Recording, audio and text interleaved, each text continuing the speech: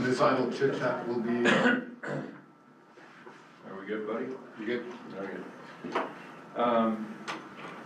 Moving a couple of things around in the agenda. We're adding one piece of the Northeast ASP 112th Street alignment discussion. We're going to bring that in. And then we're going to talk about that. Then we're going to have the Q&A session. And then we'll finish the meeting when council goes in camera, rather than going out and back in, back out and back in.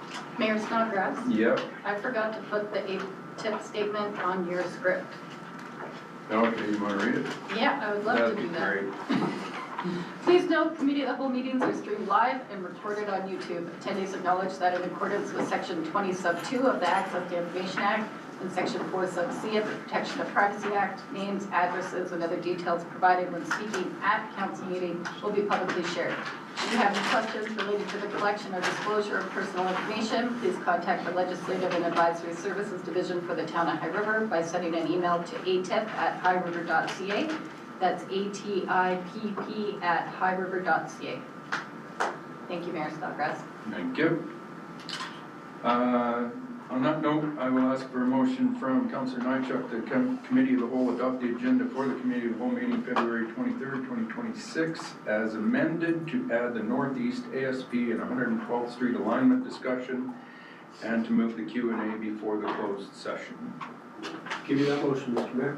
Good. All in favor? Carried.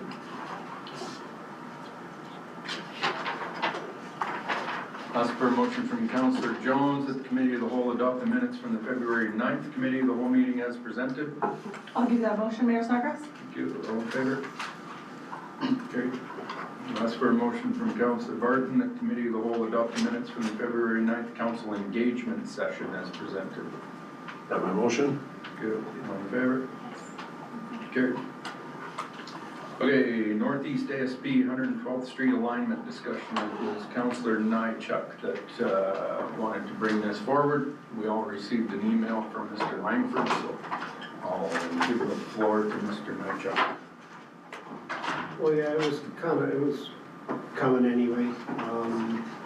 Mr. Langford's email prompted it to put you to put it on the agenda. So there's two items. There's the road alignment and what I guess we might be wanting as a municipality, what the landowners are willing to participate in or see as the right construct.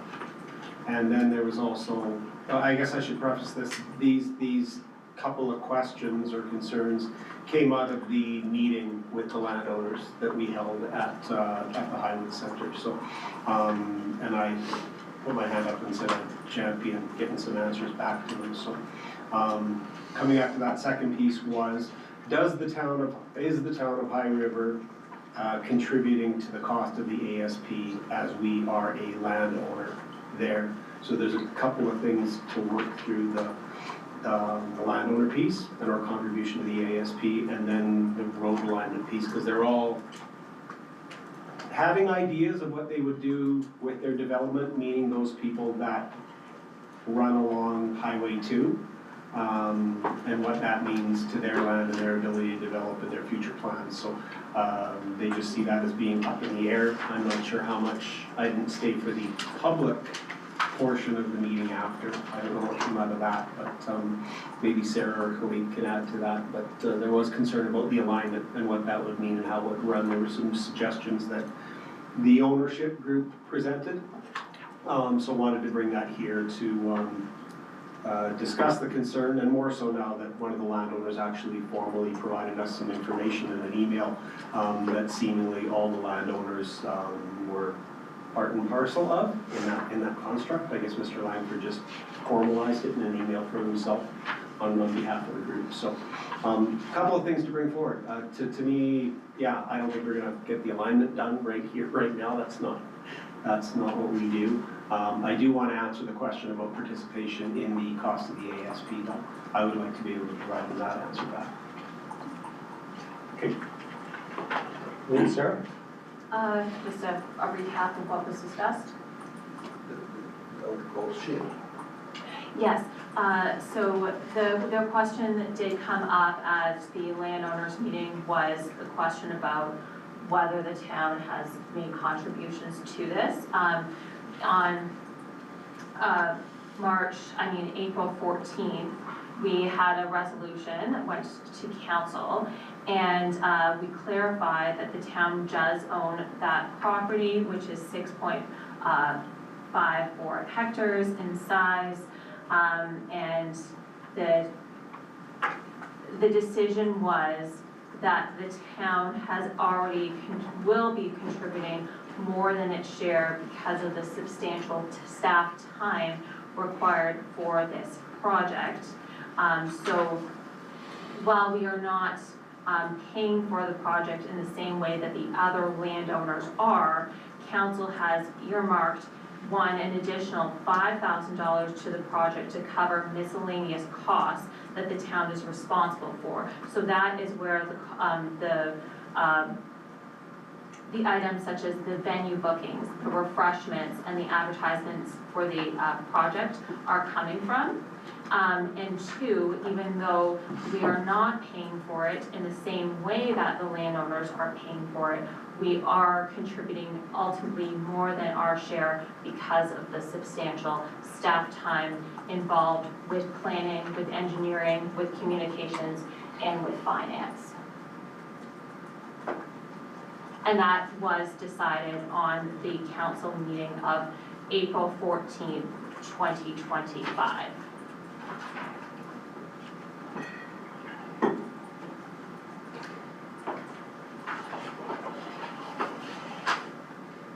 Okay, so we're paying our portion as landowners, just like the rest of them, right? No. No, That's not, right? No, we have We're earmarked saying that all this, $5,000. we're saying the cookies and cream and stuff is our contribution? And also I the remember substantial staff doing time this. that is involved in this project. Sure, but I don't remember that motion. The motion, I do have it in front of me, it was from April 14th, 2025. There were a variety of items in the motion, but the pertinent one is that, well, actually, probably the more pertinent one was the part in the council report, page 2 of the council report under financial. It says the town owns 6.55 hectares of land in the subject area. The town will be taking responsibility for these costs, the costs associated with that land by covering the costs of administration's time associated with the project. So that was always the deal that was in place. The town would not be paying, well, if the town was paying in the same way as the other landowners, we would have owed approximately $5,631.34. However, instead of doing that, the town has set aside $5,000 for miscellaneous expenses and also the substantial amount of staff time, not just the planning division, but also engineering, communications, finance, fire, etc. So that's the tax portion then, is what they're asking? No, that's the cost of the ASP. Oh, okay. for the ASP. No. Kathy? But just ask them, if it was an area structure plan that we didn't own land in, Exactly. we'd give those same benefits.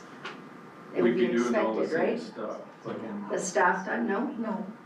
No. you wouldn't, So if, with permission, Mr. Mayor. do it. So if the ASP was not a town participant as an owner, we wouldn't have any contribution. The staff would not be part of it whatsoever.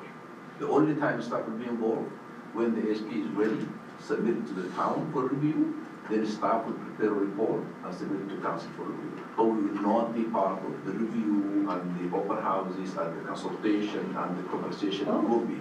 Yeah, because that would be it's privately developed and would be 100% of the owners. In addition, if the town was not involved in managing the project in this way, the landowners involved would actually need to pay an application fee of several $1,000s to pay for the town's full review. And they're also not doing that in this case. So this is where this one differs from other ASPs, is not solely because we have land there.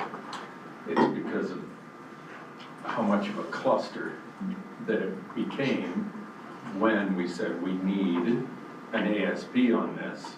Right. Well, who's gonna do it? And we got the 12 landowners there, so that's why we said, okay, to make this easy, the town will step in, the town will lead the ASP, which is where we're at today. Rather than a developer or a landowner doing their own ASP and then bringing it back to the town. We're doing it. That's right. And if we do calculate the amount of time that the administration put in this, it will be quadruple for what the owners compared to pay. Okay. You looking at me like, can I go with it? No, I'm still not able to. I want to read the April 14th. Yes, April 14th. 'Cause I'm not recalling it either, as you are. It seems to be buried. Maybe that's not the right word, maybe I'll take that back. Embedded with some other things that were part of that same, if it was a motion that we passed there. And I don't know, I want to read the wording because I want to know that it's clearly spelled out to everybody involved in this ASP, meaning the landowners and us. Because right now, it kind of sounds like we said, okay, we're gonna do all this stuff. That's our contribution to the cost of the ASP. Was that clearly communicated to the owners? Like after this was put through council on the 14th, were they told that these details at these costs cover off the same value as you all as landowners are contributing to this ASP? Because we are a landowner as well. So it's either we're taking our share, but in this case we said we're doing all this other stuff that is a value contribution to the process that we wouldn't do otherwise, that we would be burdened on all of the landowners. So we're sounds like we're taking on a little more than what that actual share of whatever it was, $5,600 or something would be. But I guess my concern is how did we communicate that to the land ownership group that's participating in the ASP? Because clearly they came to us and said, are you paying? Because they don't think we are. But then there's this piece from the 14th, April 14th of last year that I didn't recall in that meeting when we sat, and shame on me for not recalling it, but it scared me. We went down the road now, and they're really unclear of it, and coming back and saying, well, no, we're not, yeah, it just seems a little muddy to me, I guess, to wrap it all up. Okay, well, Chris just emailed the RFD to us. We don't have to sort all of this out today. Yep. Jenny? In here, there does say that there would be a cost-sharing agreement, so is that in the cost-sharing agreement, something written up? I have the cost sharing agreement in front of me under section 2, which is funding, subsection 2.01. It says, based on the project costs approved by council, that gives the total amount, and then it talks about the GST is going to be collected back by the town, so therefore no additional cost. And then it says, therefore the total cost will be $248,233.50, which is divided by the plan area, and this is the important part, minus the town's land, and then the full calculation is in brackets, which does include the town's land at 6.55 hectares.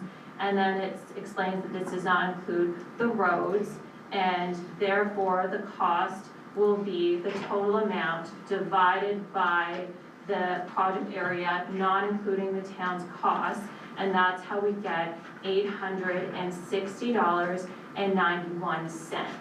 And that is in every single funding agreement, and each of the owners has seen that funding agreement. Great, that's fantastic, thank you.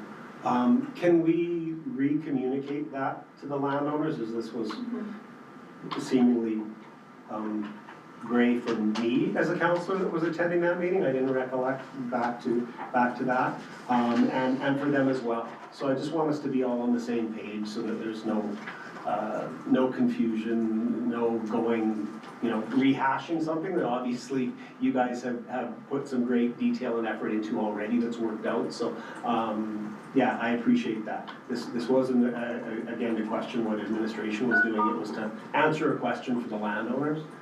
So if I can put that to admin to come up with whatever that communication piece is to the email that we received from Mr. Langford and the ownership group, that should refresh their memories and give them the detail of the agreements that are in place and how it was broken out. That would be great. Yes, thank you. And then in addition, also the $5,000 that the town has also put aside, that normally should have been taken out of the ASP budget itself.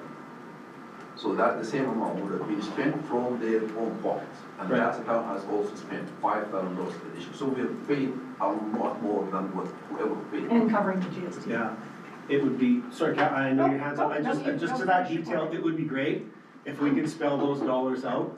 We're under, as everybody's aware, we're under scrutiny of every penny we're spending. So if we can line item that, so that the public sees what that is, because we're all about that T word. So, thank In you. addition, it might also be worth mentioning that we will not be charging for a review of area structure plans. An area structure plans review would typically cost $6,000 plus a per acre fee of $50. That's awesome. So we're Yeah. well and above what our Yeah. contribution as a landowner would have been. If we can spell that out in a number, it would be smoking good. Thank you guys, appreciate it. Thanks, Sarah.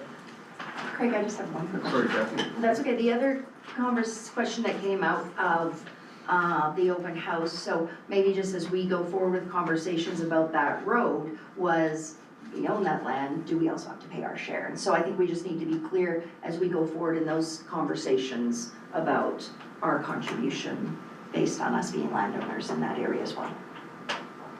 Yeah, I agree, because that was one of his questions in there was who was paying for the road? That was the big, where was the split on it?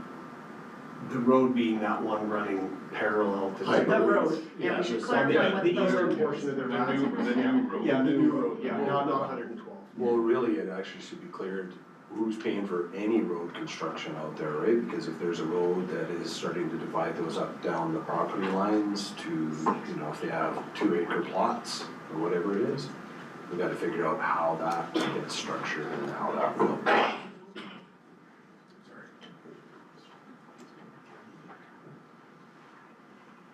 Okay, the other piece, Riley, before we get into who's paying for what road, is the alignment of the road. Because I wasn't there for very long, but it was very clear right away that they all had a new idea outside of what the consultant presented, going down very long Highway 2 there, and kind of snaking it down through. I think they showed that to you guys right in the getting there. So, like, how do we look into alternate alignments of this road? You want to take us? How do we- Go ahead. How do we start this? I guess we've had, Can I just add something, just Sure. maybe to help prove this? It's not as simple as the alignment of the road. I think we have to look at other things that's going to make it easy to take over the land, not take over the land, acquire the lands, and easy for people to develop now, to be able to do some of those things, right? yeah. I'm not I being think very you're right. clear. No, and I understand, and I think you're actually tackling it from the right direction. It's not, so much the road, it's what do we envision for those lands? Right. Because we're now in an urban setting, you want those developed with urban uses, what does that look like? And what makes the most sense from a connectivity perspective within the network? And so, I mean, if all we have envisioned for those areas is self-storage, well, then we probably don't need the road. But if we want proper development there, well, then you need to start thinking about frontages, access management on 112, and things like that. So what is actually the end goal for those lands, and how important is it to the town to make sure that's the vision? Or do we back off and say, okay, fine, developers have to pay for the roads. The town will go pay 100%. There may be, depending on offsite levies, there could be some residual benefit which the town pays. So there may be some sort of payment from the town on there, but not 100%. And then the question is, where does it go and how does that facilitate development in the area, and is that the development we want to see? I gave 0 answers there. Yeah, but I guess where I'm going, you know, we talked about, you know, the benefit probably to the town is a road that's more middle or 3/4 or whatever, right? Because from a tax base, am I wrong? You want to maximize your frontage. You don't want, Maximize I the got, frontage. the engineer in me absolutely hates road with frontage only on one side. That's an inefficient use of a road. Right. That said, we're in an area that has existing uses, existing growth, existing development. That may not be feasible. So that's why we looked at tucking against the one side. That has the least amount of impact to the current users, still gets some additional frontage, provides a proper truck route for trucks, and it addressed majority of the concerns while accommodating as best we could the existing landowners. That cost is still going to be largely borne by those landowners though. So I guess it's back to the question, what do you want to see on those lands at the end of the day? Would those landowners be able to subdivide? Well, now, okay, yeah, yes and no. Because now you're into the issue of access management. The last thing you want is a bunch of panhandles all the way down 112th. Sorry, a panhandle, basically a cul-de-sac of sorts. So you end up with, they subdivide within their own, basically arbitrarily in terms of what their land use is. And so every lot or every 2 lots, you end up with like this mini cul-de-sac going in because they wanted to subdivide the front from the back. And we're already seeing some of that. And so, again, inefficient use of roads at the end of the day. Who maintains those roads? Do they become town roads? Do we want to pay life cycle? Do we put utilities in them? Are they accessible to fire? Can a garbage truck get in and out? And so there's a lot of concerns when you start getting a lot of those panhandles, which is why the road is appealing from a development and land use perspective. But again, given those existing uses there, that may not be entirely feasible. I guess where I was thinking of subdividing, if you subdivided the lot, I'm gonna say halfway through, you've got 2 frontages. If you've got that road Yes, on the you're east right, side, yeah. that's where I was But thinking if you of don't that. have it, then you get into the panhandles. Right. Does that make sense? I want to draw. Yeah, no, you're doing. The engineer in me wants to draw. And the other challenge is timing, Yes. right? Because, you know, what we'll see is that we'll see somebody in the middle decide to do development, and we'll take the road as part of their subdivision application or development application, not build it, but we may be sitting on that for 20 years. And so I think that's really the challenge, unless we go in there and expropriate the entire road right away so that it can facilitate that, but that's also an impact on the taxpayer overall as well to expropriate that road. So this is a really challenging ASP. This is not, you know, a greenfield kind of development ASP. This has got conflict in uses, and not only that, the vision of what those residents out there vision for their property for the next 5 or 10 years is likely different than what it should be in 20 years. And that may, and allowing development to take place how they want to see it, may not actually be efficient for the future, and have an economic generator that we envision from a community-based perspective. Now, that's okay, right? At the end of the day, that's the sacrifice that we end up making, but at the same time, we're going through this exercise right now to try and have an employment area, what we've heard, an employment area of some kind, that generates some economic activity. But if it's just gonna be mini storage or yards for landscapers or something along those lines, then that's a fundamentally different question from a tax perspective, and maybe it's a different zoning, a different land use to say, country residential, you're allowed to do this, and that's it, and really limit their options. Yeah, I think you're right, Chris, on that one. If you did no road, I think you really want to limit the ability for those lots to subdivide without an additional road. Yeah, because one of their points was to bring, possibly instead of the whole road going all the way north and south on that east side, was to go across either one of the first two lots, like where that tree line is, to go across rather than, so you're building a road from the front of the from 112 over to the sort of the back to connect to that other road as 112, but to connect across. So you're behind those other developments, but not taking out the back of all of the rest of the acreages. You lose a lot of your benefit of doing the road then, like it's only benefiting a couple of parcels in that case rather than. Well, yeah, and it's a cutoff, but short of another, probably another quarter mile of highway to build. It would be like, it's just that much less instead of having two full truck roads. Because 112 would be a 112 wouldn't be. 112 would be a residential road. And ideally, you know, the C development be most efficient, is land assembly has to take place. One landowner with one idea to move forward on 3 or 4 of the parcels even would see that successful and build that momentum that would see the road dedicated properly in the right location and constructed from that perspective. But without land assembly and with individual ideas and individual habits, it's going to be difficult to see any change out there from what you see right now. So I think we have, based on the email that came from Jeff, I think we are in a very complicated situation right now because it puts the process on hold. And I will try my best to explain. So there's a conflicting interest among the landowners, and their interest is not about long term. And ASP, in the sense, it's about long term. So there's a huge conflict between what they want to achieve and what the ASP want to achieve. That's the first one. The second conflict, they want to get everything, but they don't want to pay for nothing. They don't want to give land, they don't want to pay money, and they want everything. The third one is the discussion about the road and alignment. This is all will be addressed in the servicing study. So the ASP talks about the land use, what the best land use for the area, and it can be addressed how it can be accessed in the functional status report. And at that point, the cost comes in.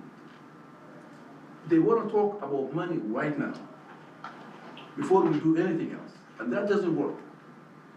That is the major conflict here, because when you talk about money without land use, you just cannot do anything. Right. And so that's why we have to really focus on the long term, the strategic thinking about what the town wants to see in that area and how it can fit in the overall community interest. So, and how it can be accessed, that's later discussion.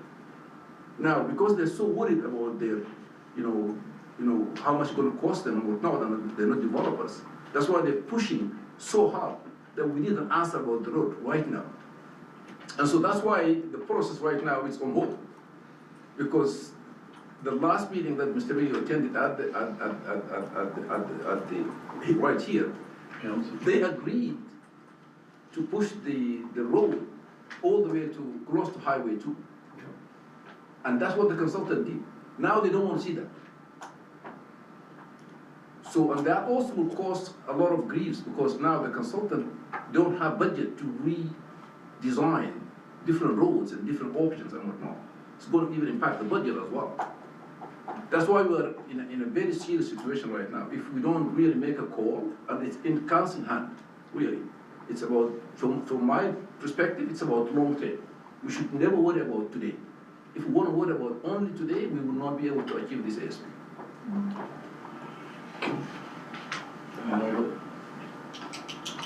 So is that the crux of the problem? There's always one thing that you can focus on, and here it sounds like we need to bring some of the landowners along into what this process is. Like, I agree with everything you said, Philippe, it's, there's some people that want to do things today. Like, they wanna develop however they want it done, and that's not where we're at. We're not at that point for somebody to put a shovel in the ground or build a road or, and some of them are thinking that's what this is. So have we made a miss in educating them along the way? No. Do we, I don't know. No, there's no miss in education, there's been more than enough information, Well, no, again, hey, it just like- comes back to, there's a couple of the individuals out there that, like you say, Michael, they wanna do things tomorrow. Yeah. Or yesterday. But maybe that isn't the case, because maybe they realize that government does go as slow as molasses, right? So this could be a 2-year, right?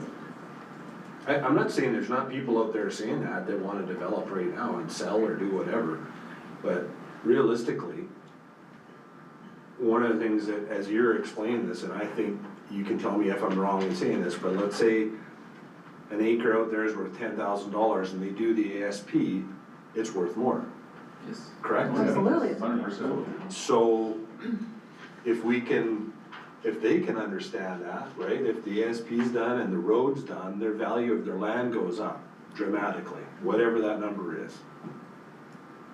It's worth that investment in getting the ASP done, which we've all decided to do. But I also think it's worth getting the road done, because it actually increases the value of the property even more, because they have 2 frontages, I guess, essentially, right? All the ones where the roads would go. Well, it builds for what we wanna see on, what we've heard, what we wanna see on those properties is this employment area. An extension of the employment area that sees economic benefit to the community through job creation. And so having that tangible truck route that's not going through the middle of a residential area is the preferred option, certainly. However, you're dealing with multiple property owners, trying to connect this road is not, trying to connect the dots is easy on a map, but in realistic terms, on the ground, it's gonna be difficult, because it's gonna be a timing issue. We could be waiting 35 plus years before we get the last piece of land unless we decide to expropriate it. So that's gonna be always the challenge, to see how growth proceeds out there as well, is that there may be some individuals that are very aggressive and wanna get going now. And we may get portions of the road built earlier, but then it goes nowhere. But that's kind of why pushing the road to the east makes most sense, because of that process and the timing. Yes. Yeah. Because right now, if you go through the center of the property, you're running through some existing houses, right? Yeah. And so, it's one of those considerations that if you want to facilitate it quickly, take it to the least resistance, so to speak. Yeah.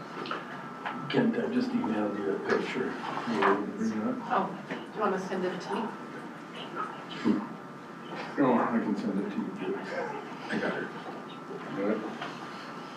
Got it? So this is the difficulty from administration side that we've had from day one with this ASP, is that the desire to see something happen out there being driven by those landowners, but it may also be very premature to what they want to actually see. So what's the interim solution for them?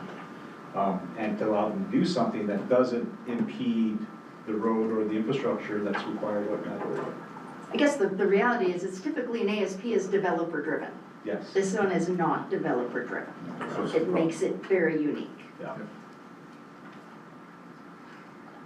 But as much as it's unique, I think coming up with solutions, and not everybody's gonna agree on them. We need to kind of start moving forward with some of these. And generally, you don't have this built environment that exists there. No, exactly. Like, Usually you we've got got that whole double. strip that's all houses and shops and this and that, and You don't have this many parties. yeah, Yeah. there's a lot. It's not an easy ASP. So that, just so that everybody else understands what we're talking about. Where the hell am I? Yeah, you, Yeah, that's Four the, ninety-eight. Top right. 498. Yeah. 498 here, Yeah. right? So this is the new road that that the consultant has made. Yeah. Bringing it way over here, way to the east. This scribble through here is the picture I took off of one of the landowners' yep, drawings that he had, and that's what they had talked about during that meeting, right? So I guess for now, Halid, what I'm asking, like, my question is how do we, like, at what stage do you assess if this is an option, this snake and, What's the point of that? I have no idea. part of it, part of it, I don't. part of it was to use 112, because the top of the snake is already built road that's in good shape. Okay, So once you get past that second curve to the south, that there's, that down needs some work, from some point on. This would stay as 112th and then you'd cut Yeah. through Brad's property and, Yeah, right.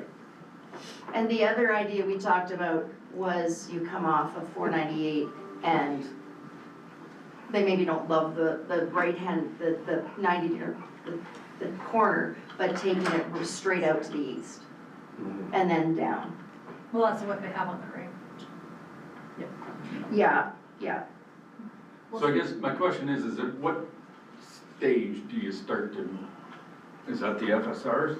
So the consultant can try to come up with an option like that, but it will be really assessed part of the function statement report, because there will be the traffic impact assessment as well. It will go through the model to understand whether it's going to work or not. Okay. But it can be, as a concept, it can be just designed like that. And what you can do with the ASP is you can have the two concepts in the ASP with measurable criteria when you get into the functional servicing strategy of what the road is intended to meet, right?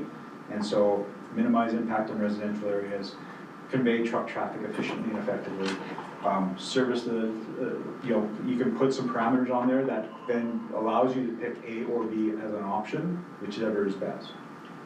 Because I think that from when I was listening in that too, was that the idea is that it's not that they want it, well, some did want it, to do today, but they also want to know what it looks like. As Jeff said, he has a road that goes back now to the back of his anyway, but where does he develop? And I think that's his question. They understand that it might be 20 years before that whole road is built, but if it's gonna go on this type of a path, that then they know how to develop their own lands. And not so much that it's 100% done now, but they know how to future develop their own. And as I think you said, Riley, was then you set what they're allowed to do in each of those other plots. It's more to have the idea of where the actual road is gonna be, so then they can plan accordingly. Not so much, well, also cost, but So isn't that what the ASP is for? Yeah. Certainly with the acreages that you have out there that are east of 112, you're likely going to need a second road no matter what to manage the traffic. And so at the end of the day, that's what this main option that we presented, pushing it to the east instead of cutting the properties in half where we had all sorts of existing development. This eastern option kind of came up to say, hey, this is an option so that you can have less intrusive industrial or employment facing onto 112 and more intrusive on the back half of the property so they can have a truck route that's dedicated. And so, that was kind of giving them options from that development aspect of things. Because at the end of the day, the ASP is about giving them options for that employment sector that we're talking about in there, the color purple, right? Is intended to be more of that industrial business center kind of concept. And you want to have efficient traffic movement and give options. If they did it as isolated pieces, they would still have to have internal road networks like Crescents or probably Crescents to have efficient use of truck traffic from that perspective in and out. okay. But just to clarify what Garth said, I think what he was saying is, he doesn't wanna see two options on the ASP. The landowners want, if we're having a road there, they wanna know where that road is gonna, have a good idea. Yeah. Am I I not think it's clear? okay to have a couple of concepts for now, but when we finalize Yes. it and adopt it by council, it's time to pick one, Yeah, right? I mean, Is that fair? like Chris said, I think it would be difficult for us or the owner to decide whether we need one road or two roads. The land use, the amount of traffic will be generated, and how efficiently you can access the areas, it will be determined by the traffic impact assessment. Whether one road would be enough, two, or even three. That's why the conversation, like I said earlier, before the ASP, before the traffic impact assessment, it's just, Premature. it's premature. Because you could say this is the only one, and the traffic impact assessment, so well, you need two, based on the proposed land use, based on the expected traffic, this is the size of road you need, and everything else that comes. Okay, so is it fairly to have, what you guys were both saying, have a couple of concepts? Yes. And then pros and cons of each? And then the landowners can look at that and see where they sit in there, and also council's looking at that as to what our long-term vision is Yeah. for that. After the TIA, I don't know, Riley, you tell me. I just, to I'm Hood's just saying, point, like, right now, to have a couple of, oh, right now, I just, because to couple of Hood's point, drawings as to what this. without sort of understanding the trip generation and the volumes, you're looking at options without complete information. Right, that makes sense. And then you have to go back again. Well, Yeah. well, and not only that, that road to the east and the actual road in here, you know, your chip generation is gonna have to take into consideration this industrial area that's already existing, right? And because there's quite a bit of vacancy still there, and uncertainty on the land use, there could be much higher traffic impact there as well. So Yeah. we'd have to, you know, take a look at those types of trip generations too. What point in time do you do the TIA? What's that? When do you do the TIA? The TIA is just, we're waiting to finish the ASP part, because it will determine the land use and whatnot, and then the function service report, it will include the TIA part of it. That's the next stage. And then you're saying at that point in time, then we can start to play That's right. around with the roads. That's right. And that's immediately after this stage, which is, could start any minute. Okay. The key part is we've got really two fixed points, one at the north, one at the south, that are really not mobile. Yeah, I guess what I'm saying is can we just provide two options within the ASP for a couple of drawings like this, is that this is kind of what we're thinking of, just to satisfy so that they don't think it's just this, but that this road alignment will be sorted out through the TIA process? I think that's what. What options are you contemplating? Well, the previous one and then the one with this, the landowner's snaky road here, Okay, just the two, just to do. the Stinky and the one with Yeah. against the highway. Yeah, just to get that, so that they know we're not locked into this, and then we'll, the TIA, then you can figure out exactly what it's supposed to look like. We, Really? It's gonna kill me again? I'm just gonna say, Oh, no, Elite's wanted to kill me 15 times through the start of this. I guess it's appropriate, the engineer brings up contingencies, so. This was not in scope, this is an extra It's one cost. little drawing. Well, we've already pushed on revisions on this already with the consultant that probably. So I don't Just understand the use benefit this. of actually adding this Okay. at this stage, because it's going to get solved. draw it? Like, it's right there. But then it's done, we don't even have to discuss it, it's done, right? The whole thing is that they've already told us that in the TIA, that's when we solve it. If you guys are listening, that's when it's gonna happen, quit arguing about it now, right? Fair enough. That's the way. We're wasting time. Why? Why do you need to pay a consultant 10 grand to draw that? What for? It's a concept right now, that's all it is. It's got no other impact other than, we're gonna look at that. Then when it's time to look at that, then we can pay whoever to look at it in that frame of mind. I don't, like, Yeah, if we run it through the model and whatnot, that's where the cost will come in. so right now, it's that Right now road it's that that. borders the two, and it's the snake, as we're calling it now. I still don't understand why they'd want that, because like, we're saying at the back end, like, we'll take Jeff as an example, how do you get from 112th to the back end of his property, or even the town's property? How do you get to the back end of your property? You're actually having it, now they're gonna have to bear the cost of building their own road, right? This is if we're proposing putting a road along the highway, however that's structured, but it's increasing the value of their land, and they're not having to pay for it as much, like, there's already gonna be a road on 112th, so I don't even know why we're arguing about this. It's already there. We're getting, as Michael would say, in the weeds. Well, not really, because you guys had a public engagement session and the landowners gave you this. Yeah. So to just say, But it's well, at the no, wrong- we don't it's care at the about wrong- that, no, Jamie, it it's not isn't. the right It's- thing to do. No, this is at the wrong spot. It comes at the TIA part. That's when you Well, decide. fair enough, Right? fair enough, like if So- that's what council agrees to today, to just say, okay, well, we've got this idea for the future, fine, Yeah. let's continue on. We'll talk Is to that the what we consultant. want, is that what we wanna do? Is that what council wants to do? Yeah, we'll talk to the consultant to Sorry. give us the I'm two looking right at options. you. I know, but I'm not clear what you're asking. Well, are we just going to leave this snaky, we don't need any more drawings? We're just gonna tell the landowners the alignment of the road will be sorted out through the TIA process? And what they brought to the meeting is a consideration. Yeah. Correct. There's basically two options right now, the one that we brought to the table, and you guys But for now, proposed this, and for now, the ASP will show this.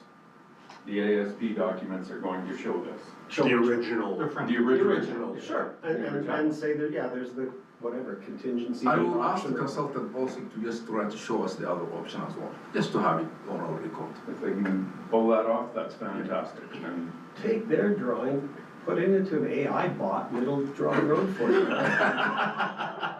It will, it's it'll create the That's what I'm document. saying, it With won't mistakes. take much just to show the landowners that, okay, it's there as a consideration. And But it'll be depending on- finalized in the TIA, 100%.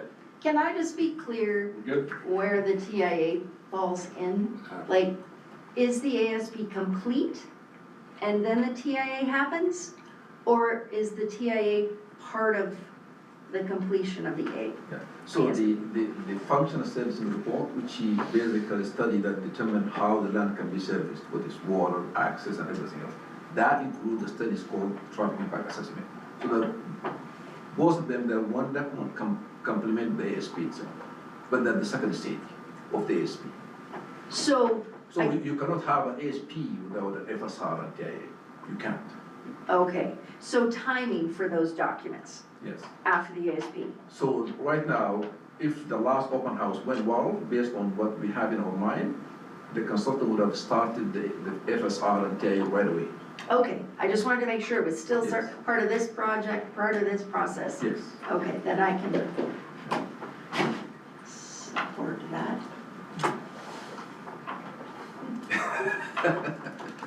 So easy. Wow, sorry, my addition here really sabotaged this. No, it's good because this ASP, like we've talked about, is extremely difficult from other ASPs. Yeah. We've actually never done one.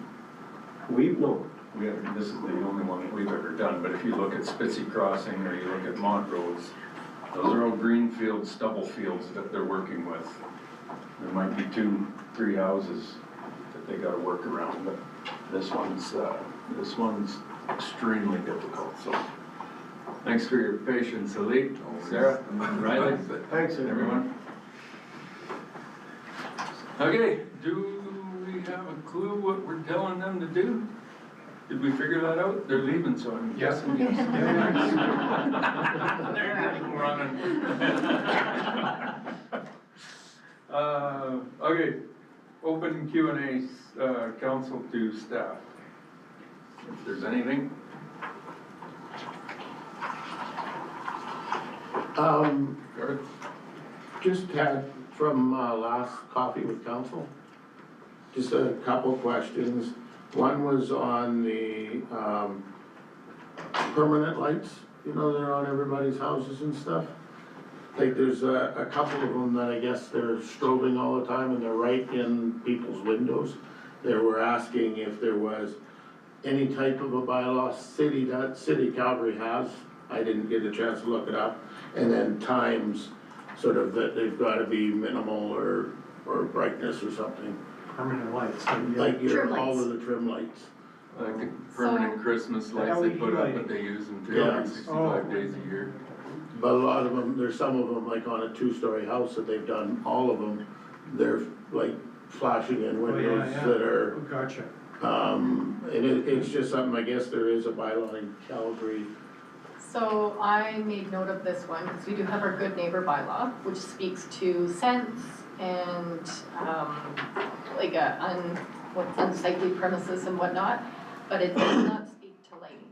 So I have made note of that bylaw needing to have a proposed amendment to capture those types of lights. But I am just considering it now as not a priority unless another change to the good neighbor bylaw comes forward, or when we do determine that is a priority item. Yeah. And further to that, I do have other notes from that coffee with council that I was actually gonna email to all of you tomorrow with all of the comments from everything I took notes from on that day. Okay. But yeah, if there's anything else you want to ask, I think I've got comments from everybody.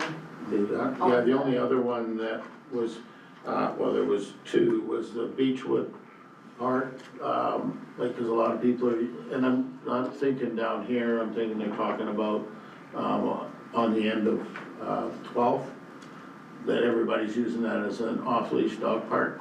It is, there should be any signs, or does it, or is that a concern?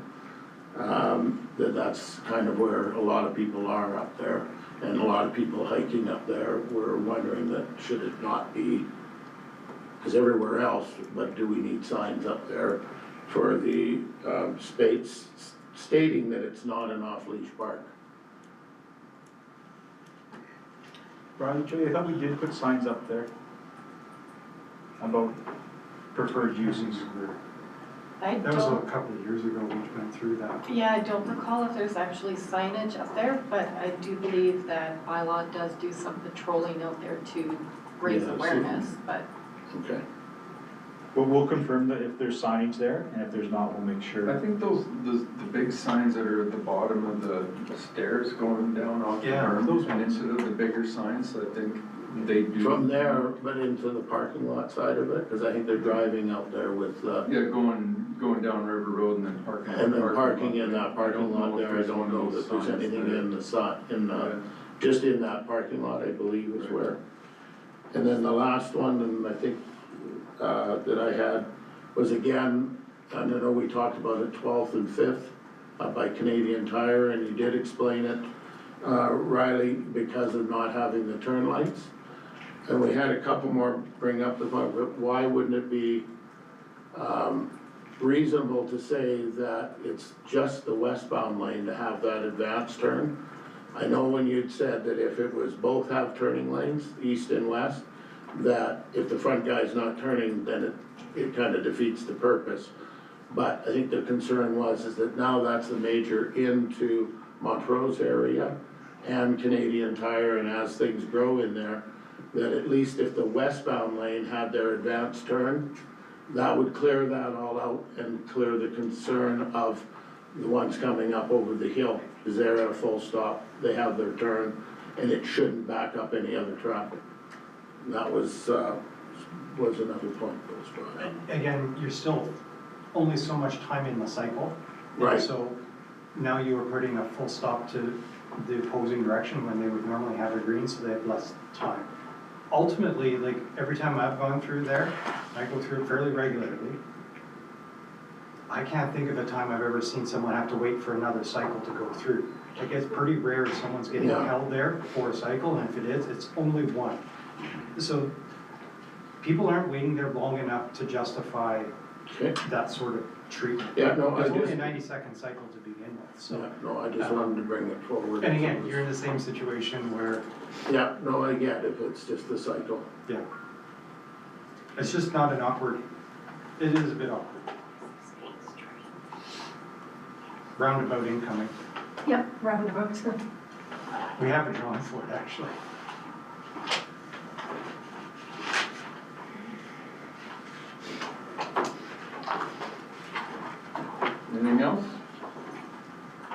was just gonna mention on that Beach Road Park thing that he mentioned, I think you're correct, there's something on that big board. Now that we have all these new lands that we've, Wallaceville, Mercer lands, well, that's kind of part of Beechwood, Wallaceville, or, I don't know, maybe we should just look at all the signage and make sure they're the same. Yeah, I think there just needs to be one of those bigger signs at the parking lot now because of. Yeah. Yeah, I the don't parking think there lot is at the built parking after lot. the other side. Yeah. Finish that off. Yeah, this off-leash area from that parking lot has been kind of brought up at several copies with council going back into the last term. I think it was Lords and Karen used to bring it up on a regular basis. And I think we did give some direction to put some signage up there called talking about not an off-leash dog park area. And we also increased enforcement after that as well from the forum, so we can do that again.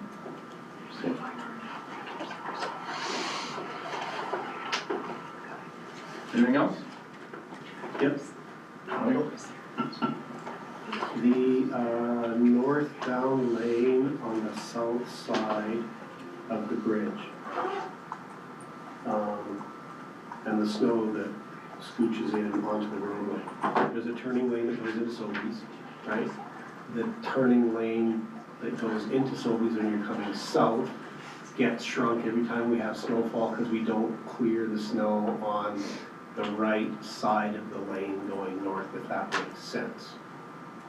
Yeah, right by the Soapy So there's actually going south, when you get across the bridge, you're over top of the bridge going south, there's actually 3 lanes there. There's the right turning lane, there's the lane to go straight, and there's the lane to turn left in Sobeys. Yeah, Then there's one more lane, that's the northbound lane. yeah. But the snow creeps into that northbound lane, forcing people, they inherently drive into the turning lane into Sobeys.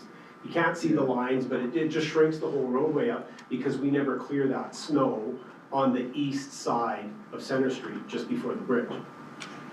No, it's not hypercritical, but we're not maintaining the roadway to the right standard, and if there was ever an accident, the car is not in the right position, and it's not necessarily because of the driver or the car, it's because we've narrowed the roadway because we haven't cleaned it properly. So just, Sure. I know we haven't had a lot of snow and a lot of winter, but just one of those spots in town to watch. Because then inevitably we get snow melt and that area just ices right up, and it doesn't clear itself.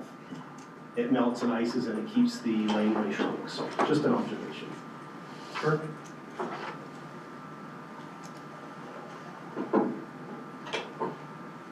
Anything else? Okay, I'll ask for a motion from Councillor Brookwell, the council recess the committee of the whole meeting February 23rd, 2026 at 1:58 PM and move into a closed session. I give you that motion, Mayor. Thank you. All in favor? Carries. Real quick.